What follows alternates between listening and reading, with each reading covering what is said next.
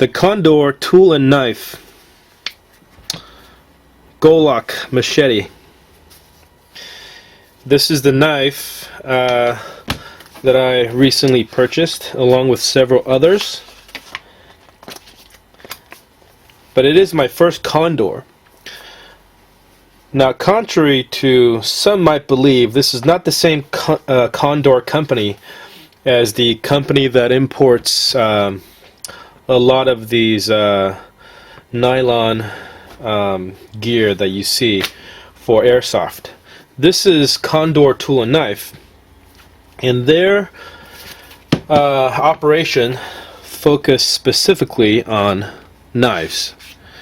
This is their little catalog that comes with the knife when you purchase it. Right there, front and center on the cover, is the Golok, which might be one of their most popular knives. It's made in El Salvador, which I believe most, if not all, of their knives are made from there. And they do make a lot of different knives, varying in sizes, thickness, quality, steel type, all of that. Most of them are for sort of wilderness survival and tactical purposes. They make several large machetes in stainless or carbon steel. These are some of their stainless ones. And they're very, very affordable. High quality knives at an affordable price. The main reason is because they make these down in South America. And made by craftsmen down there who's been doing this for a long, long time. Here is the Golok Machete in their catalog. Let me give you some specs on it. The Golok doesn't come with a sheath, although they do make a leather sheath. From what I hear, is very high quality. I purchased this machete, or this knife, I'm going to call it, for $34. Now, if you look around, you can buy this along with the leather sheath, the real high quality leather sheath, for less than 50 bucks if you look around.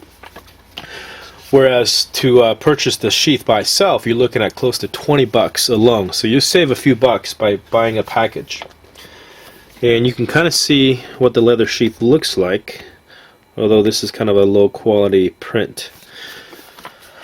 It's made of 1075 high carbon steel, has an epoxy black powder coating with a hardwood handle, quarter-inch thick metal carbon steel stock. The blade length is 14 inches with an overall length of 20.5 inches, and it weighs in at just under 2 pounds, 1.92 pounds. So that's what it's stated in the catalog, but let me go ahead and weigh this for you anyways. Okay, let me have to reset this. On my scale in ounces, this is going to come in at 1 pound 6 5/8 ounces. So it's not as heavy as it states in the catalog. However, in the catalog they may be including the weight of the sheath. Yep, that's exactly it. Machete with leather sheath is 1.92 pounds. The Golok by itself is 1.5, which is pretty close. We're talking off by 1.5 ounces or so. This is a large knife. However, from pictures that you might have seen online, this is smaller in person than you would expect. Just because it's deceiving, because the blade is sort of narrow in this dimension, and it tapers out a little bit more, as compared to maybe some of the other knives this size. For example, let's go with the Ontario Kukri. The Ontario Kukri is shorter, has a lot less reach, but it weighs probably about the same, and at a very comparable thickness. I think this is also 1/4 inch. Now you can see the The thickness this direction is pretty much the same, with the Ontario being maybe slightly thicker. But being shorter, this gives you a perceived size difference of being maybe better proportion than the Golok. But the purpose of the Golok is mainly for brush clearing and things like that. So what you really do want is you want a big, long cutting edge. So when you make these sweeping cuts through thick, dense brush, you'll have as much working edge as possible, which this thing apparently excels at. I have not had an opportunity to use it yet, but I'm really impressed with the quality. I'm really impressed with the selection of materials. Being 1075 carbon steel, it is actually better. I think it's a better steel than any of the cold steel machetes, which I believe they use 1055 steel. Not quite as much carbon. And even the more expensive cold steel kukri, Gurkha kukri, uses an SK5 steel, which I believe is equivalent to 1055 or 1075, but at a much higher price. So the Golok, the origin of this design comes from Southeast Asia. That region is sort of, famous for machete design. You have the Golok design that came out of there. You also have designs like the Bolo, the Parang, and obviously the Kukri came out of Nepal, which is not exactly Southeast Asia, but it's within the same geographical region on the planet. It's probably because that they have really thick jungles where tools like this come in really handy. The balance of this blade is very heavy towards the tip, which is exactly what you would want for a machete that is meant for chopping and slashing. The handle, the hardwood handle, for my hand size, it feels perfect to me.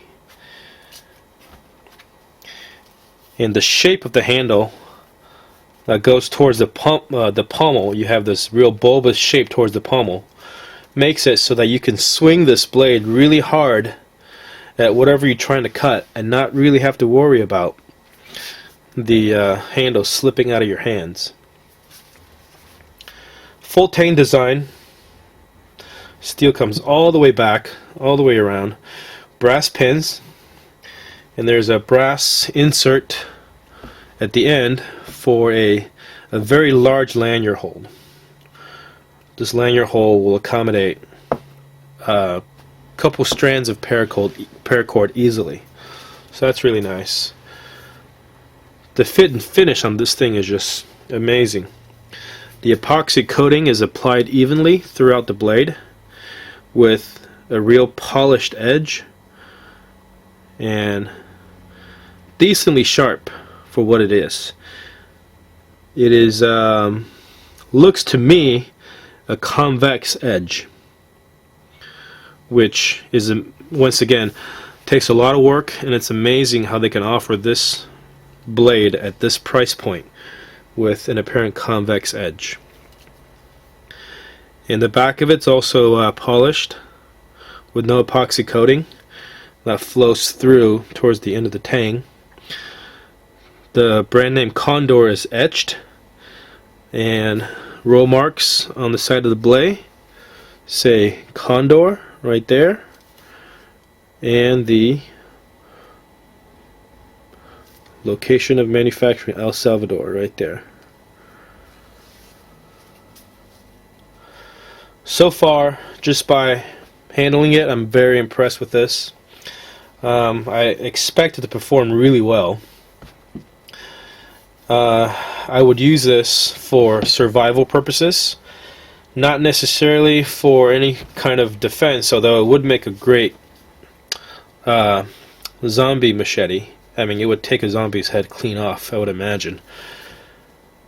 It's not going to be a great tool for thrusting or stabbing, just because it doesn't really have a good point. It rolls up, so it's going to have a lot of power when you slash, and you can roll like this, and as you follow through on the slashing cut, you have all this belly to work with.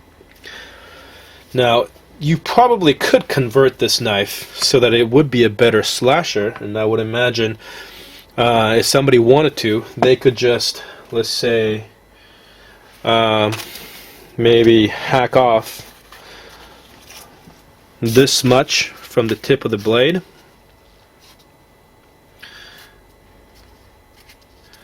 to make a nice point at the end, and you wouldn't lose too much of the belly, maybe an inch or two, but then you would make a devastating thrusting knife as well. I'm not going to do that myself because I have plenty of knives that have good thrusting power, and I want to keep this one sort of the way it is. But if you were to do that, you could grind off the top of this blade, and then maybe you know, sharpen the top edge as well. Then you would have you know, maybe something more similar to like a Golok Machete, where you have the bottom grind and then also the top grind. So once again, this is the Condor tool and knife Golok Machete. But again, it's more like a knife because it's really thick, and there's not a whole lot of movement, not a whole lot of flex with this. It does taper towards the tip, which is exactly what it's designed to do, because if you're slashing through thick pieces of wood, the taper is going to prevent it from causing too much friction. It's going to release itself from greenwood much easier than if it was the continual thickness all the way through. About 34 bucks, just under 50 with a sheath. I would recommend if you're going to use this out in the field, get one with a sheath. All right, thanks for watching.